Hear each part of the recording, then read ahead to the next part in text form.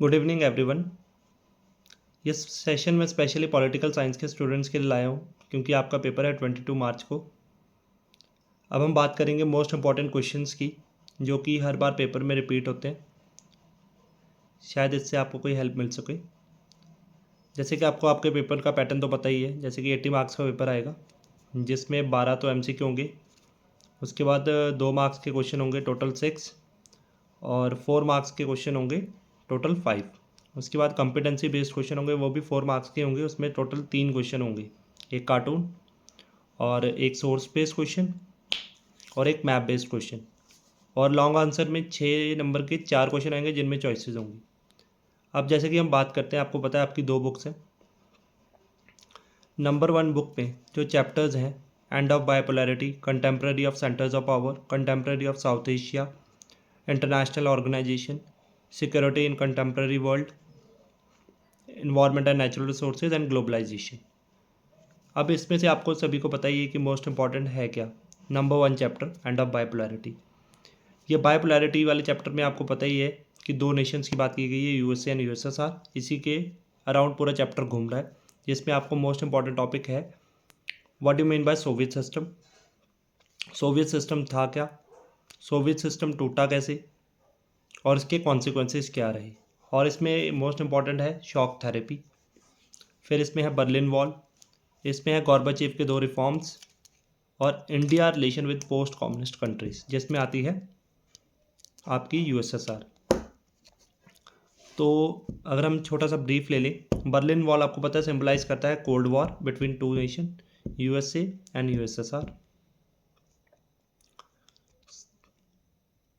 61 में ये बनी थी, 1989 में ये टूट गई थी बर्लिन वॉल। कोलैप्स को ही हमने बोला था, ये एंड ऑफ बायोपोलैरिटी हो गया यहाँ पे, ख़त्म। गॉर्बाचेव के 2 रिफॉर्म्स जो आए थे वो कारण थे किसके, डिसइंटीग्रेशन के सोवियत सिस्टम में। Moving to next chapter, contemporary of centres of power में आप बात करते हैं यूरोपियन यूनियन की, जिसमें मार्शल प्लान की बात करेंगे, यूरोपियन फ्लैग की बात करेंगे, सॉलिडारिटी एंड हार्मनी, हर बार क्वेश्चन रिपीट होता है। उसके बाद क्वेश्चन आपका आएगा ASEAN Association of South East Asian Nations, ASEAN way, कैसे ये एशियन कंट्रीज़ को जोड़ के रखता है। ये एक कोऑपरेटिव एक्शन है by the Asian nations to build their nations, to foster their nation, उनको कैसे आगे बढ़ाएंगी। उसके बाद आपका है contemporary of South Asia. South Asia basically South Asian countries की बात करता है, जैसे कि मेजर कंट्रीज आपको पता है इंडिया, पाकिस्तान, नेपाल, श्रीलंका, ठीक है, इन कंट्रीज, बांग्लादेश। और इनमें किस टाइप ऑफ गवर्नमेंट थी, कैसे ये गवर्नमेंट चली, आपको पता है सबसे पहले अडॉप्ट करने वाली इंडिया, फिर उसके बाद बांग्लादेश, उसके बाद श्रीलंका, इन कंट्रीज़ ने किया। और ये बांग्लादेश पार्ट था पाकिस्तान का ही, 1971 में फ्री करवाया गया। नेपाल में आपने देखा मोनार्कियल सिस्टम था, फिर बाद में डेमोक्रेटिक रिपब्लिक बना।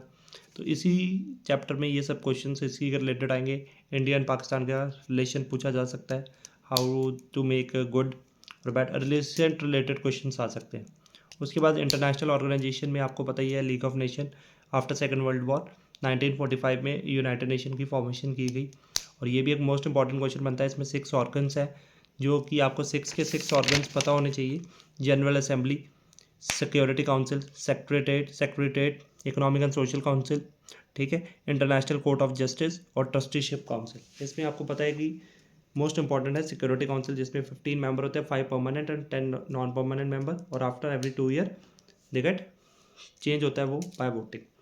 और 5 परमानेंट मेंबर के पास क्या होती है, वेटो पावर। इसमें आपको पता है 6 क्राइटेरियाज पता होने चाहिए कैसे परमानेंट बन सकते हैं, और अभी तक इस पर चल रहा है। तो इसका आपको ऑब्जेक्टिव्स पता होने चाहिए कि क्यों ये है यूनाइटेड नेशन ऑर्गेनाइजेशन। और सिक्योरिटी चैप्टर आपको पता ही है, मोस्ट इंपॉर्टेंट है। सिक्योरिटी चैप्टर में traditional and non traditional security concerns के बारे में बात की गई है। इंटरनल और एक्सटर्नल आता है आपका ट्रेडिशनल में, और नॉन ट्रेडिशनल में आपका आ जाएगा ग्लोबल सिक्योरिटी। ग्लोबल सिक्योरिटी की बात की जाएगी, पॉवर्टी की बात की जाएगी, न्यू सोर्सेज ऑफ थ्रेट में माइग्रेशन, पॉवर्टी, टेररिज्म की बात की जाएगी, और इंडियन सिक्योरिटी स्ट्रेटजी कैसी है उसके बारे में बात की जाएगी, जिसमें NPT, CPDT, non proliferation treaty, comprehensive test ban treaty, ये लगाई गई थी कि आप वेपन्स का यूज़ नहीं कर सकते, ये भी मोस्ट इंपॉर्टेंट क्वेश्चन का यूज़ है। और आपको पता ही है कि जो लास्ट के 2 चैप्टर हैं, natural resources, environment and natural resources and globalization, ये भी मोस्ट इंपॉर्टेंट चैप्टर है, बट इतनी वेटेज नहीं है इनकी। जैसे कि नेचुरल रिसोर्सेज वाले चैप्टर में से आपको क्वेश्चन एजेंडा 21 कि ग्रीन हाउस गैसेज के एमिशन को कैसे कम किया जा सकता है, फिर अर्थ समिट की बात की जा सकती है, ग्लोबल वार्मिंग की बात की जा सकती है, क्योंकि ये एक मेजर रोल प्ले करता है इंडियन पॉलिटिक्स में, क्योंकि इन्वायरमेंट एक इम्पॉर्टेंट फैक्टर प्ले करता है। इन्वायरमेंट अब हमारा अच्छा होगा तभी हमारी पॉलिटिक्स भी ग्रो कर पाएगी, इकोनॉमी भी ग्रो कर पाएगी, और ग्लोबलाइजेशन भी वैसे ही इम्पॉर्टेंट रोल प्ले करता है। ग्लोबलाइजेशन कैसे? क्योंकि ग्लोबलाइजेशन रेजिस्टेंस, हाँ, क्यों रोकता है कि ग्लोबलाइज होने के लिए? अगर लोग ग्लोबलाइज हो जाएंगे, वेस्टर्न कल्चर को ज़्यादा फॉलो करेंगे, अपने ट्रेडिशन को भूलते जाएंगे। तो ये सब है फर्स्ट बुक से आपका मोस्ट इंपॉर्टेंट टॉपिक्स हैं, और मैं आपके लिए सेकंड सेशन भी लेके आऊँगा। अगर आपको ये अच्छा लगे तो लाइक और सब्सक्राइब करें और शेयर करें।